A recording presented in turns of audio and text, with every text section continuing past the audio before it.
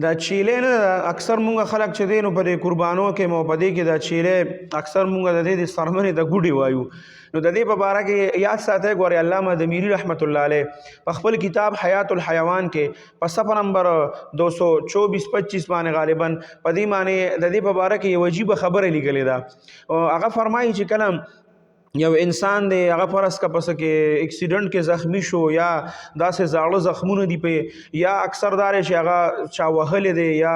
مثال په تور باندې اکثر خلک جیل ته لاړ شي او بیا د پولیس والا او اکثر دغه والا ول ډیر زیات وهل ورکی نو دغه وهل چې اخري نو دی چې بیا روزي نو د سرمن داسي چې هغه غوالو سره ډیر زیاته دغه شوی دنه غوخم دغه شوی ډیر زیاته زخمی شوی. نو علامه دمیری رحمت الله علیه په د